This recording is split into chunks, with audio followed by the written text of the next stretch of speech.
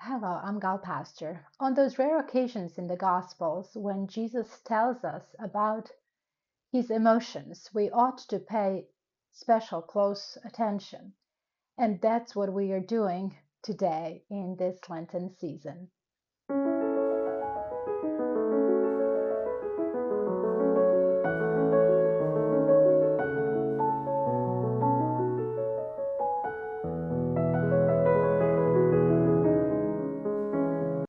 The last meal that Jesus had with his close friends is recorded in all four Gospels. We'll stay with the three synoptics here, for whom that meal is the Passover dinner. Jesus is in Jerusalem for the Passover, and so is everyone else, including Herod Antipas, the Tetrarch of Galilee, and Pilate, the Roman governor of Judea. Before Herod Antipas' father, Herod the Great, was placed as a king, really puppet king of the Jewish people in 37 BCE, the number of Jews in Jerusalem for the Passover was so low that they could all actually eat the Passover meal at the temple. After Herod's inauguration, the number of worshippers grew, and the meal could now be eaten anywhere within the confines of wider Jerusalem. At the time of Jesus, two festivals were joined together immediately after the Passover, which remembers God's deliverance of Israel from slavery. The Feast of Unleavened Bread would follow, which would run for an additional 7 days, remembering the urgency of God's salvation, how the Jewish slaves left Egypt quickly, immediately, that very night, without preparation, no time for the yeast to rise, absolutely dependent on God. Why is Jesus' life ending right at the time of these two spiritual celebrations? What do you think? Can you identify the common themes between these feasts and the work of Christ? Paul, of course, in 1 Corinthians makes the very direct connection by calling Jesus our Passover lamb, God's provision of the blood that saves. Jesus is uniquely placed to inhabit both roles, not only that of the Passover lamb, but he is also at the same time the representative of the people of Israel in the covenant with God. For those of us who follow Christ, there is no question that he forever transforms the feast of Passover. When we think of the Last Supper, our immediate association with this text is our Christian practice of the communion or /Eucharist /Lord's Supper. In our perception, the atmosphere, the tone of this meal is solemn, sad even, almost a wake vibe, as it inaugurates the painful ending of Christ's life. We appropriate the elements of this meal, bread and wine, with the intention of remembering as commanded just that, Jesus' death and suffering. But I want us to put that aside, our practice I mean, and just look at this dinner, this Passover meal as it was in its context. Is this a solemn party? What's the atmosphere there? No. In Jewish tradition, the Passover meal is a joyous celebration. The Gospel writers framed this dinner, in the beginning and at the end, as a heartfelt occasion, with Jesus' eager yearning at the front and the singing at the end before the departure to the Mount of Olives. In Luke, Jesus speaks about his emotional anticipation of the feast. I have eagerly desired to eat this Passover with you before I suffer. Eagerly, fervently, earnestly, deeply desired are different translations. Why does he feel that? And does this specific get-together fulfill for him that desire? Does it do what he was hoping? The recorded conversations during the meal are kind of upsetting.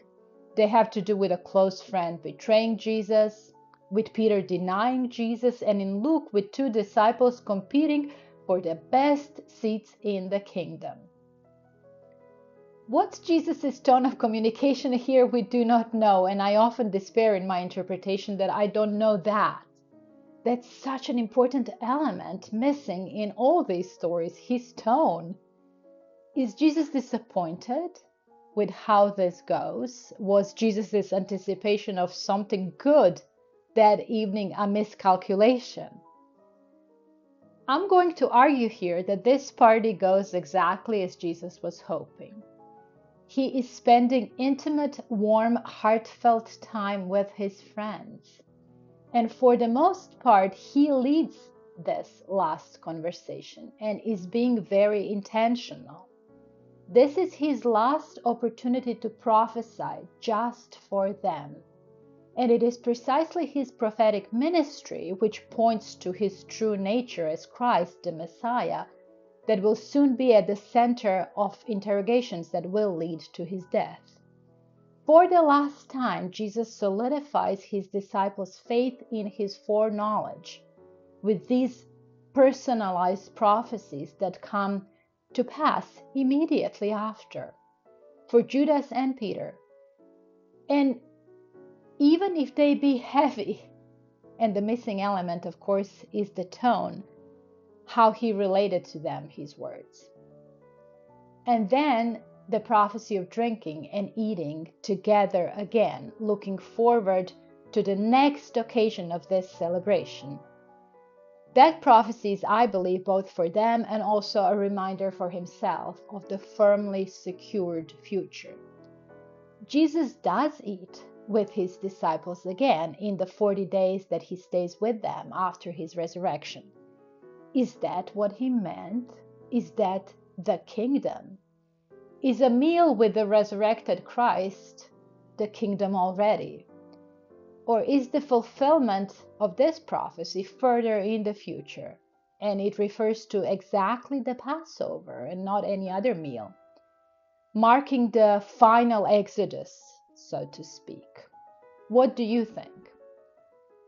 I think the hope of eating and drinking again together next time in some utterly different, changed world and circumstance gives this religious observance an ultimate meaning. The ritual goes on until it has its fulfillment in the future. It moves towards a culminating fulfillment. And this idea is so captivating that it carried over to both our practice of the Lord's Supper as well as some practices of the Jewish Passover. In Jewish context, it's the phrase, "next year in Jerusalem," which hopes that the Messiah will have come within the year ahead. And for us Christians, it is until he returns. Our earnest desire every Lord's Supper is that next time it would be with Jesus. And then the last song, the hymn, the two Gospels tell us, the other bookend of the story. It's the only appearance of the word hymnos, translated as a song, a hymn, a melody of praise to God, in the Gospels. Some historical records show that after 165 BCE, during the Hasmonean dynasty, the prescribed ritual of the Passover meal changed, as it certainly had been changing through centuries, this time to allow for the drinking of wine during the family meal. Jesus and the disciples are drinking it. And to add the singing to the meal's program, most likely one song, a psalm, at the beginning and one at the end of the dinner. Some scholars think that the style of singing at that time for that occasion would have been antiphonal, meaning that the one presiding at the table here, that would be Jesus, would lead by singing one line and the others would respond with a hallelujah line or the repeating line in a given psalm. One possibility here would be Psalm 136, often referred to as the Great Hallel, meaning praise, which recounts God's deliverance in the past and has the repetition of "for his steadfast love endures forever," the line that the disciples would have sung back to Jesus over and over again. Most scholars believe that the hymn would have been would have come from the collection of Psalms known as the Hallel, 113 to 118. We don't know which one of these, of course, but in the previous few chapters, Matthew has included quotes from Psalm 118, so that might be a nice connection or a clue from Matthew as to what hymn was chosen at the end. In this case, the disciples would have sung back to Jesus the verse, "His love endures forever." On this channel, I like to do theology for regular people who like to think a bit deeper. So, what did this meal mean to Jesus? And why did he anticipate that it would mean so much? It's a meal that presumably he has already shared a couple of times with his close friends in the several years of his active ministry. And we know from Luke that it has been his family's tradition to go up to Jerusalem every year for Passover. This meal in this city at this time has a historical, personal significance for him in his life. But moreover, I believe that this is yet another stop on Jesus' journey to a certain death that is designed to strengthen him spiritually. Both Mark and Matthew have the anointing at Bethany preceding this dinner. Another strengthening of Jesus in his anointed mission to die. And after the last song comes the prayer in Gethsemane, where he will receive more steadying. The Passover meal is traditionally a joyous celebration of God's faithfulness. You cannot not ask the question, how does Jesus experience the spiritual heritage that the people around him are nourished by, the people that he was a part of? Jesus deeply desires to receive the content of this observance. It shouldn't be so hard to imagine that Jesus is spiritually sustained by this most essential core religious feast that is intended just for that, to nourish the Jewish people by reminding them of the goodness and the faithfulness of God, and that God is the promise keeper, urgent, soul deliverer.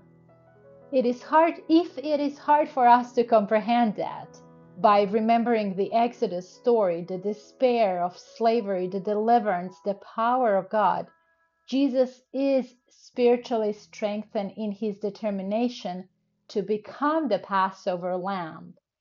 It is because we have fashioned an inadequate Jesus, a Jesus who is really, above all this, impervious to these human rituals. Yes, there is a mystery here for us. We don't completely understand his inner makeup, but we begin and end with he is fully God and fully man. He is not just going through the motions like some superficial cosplay or more theologically put Docetism. I think that things are never theological for Jesus. He is not performing a theological script, hitting all the marks of a neat, tight, systematized dogma. This is his God-infleshed human life. Things are personal, experienced, felt. These spiritual rituals are deeply meaningful to him, and that is why he eagerly desires them in preparation for the biggest hardship of his life. The story of Exodus is now his story. He fully possesses it and entirely feels it. Goodness, faithfulness, power, promise keeping, despair, and deliverance. This year his life depends on it. Jesus is nourished by this, even including the song of praise. Do you think they walked to the Mount of Olives humming that hymn? Was Jesus humming it as Judas was approaching him in the garden?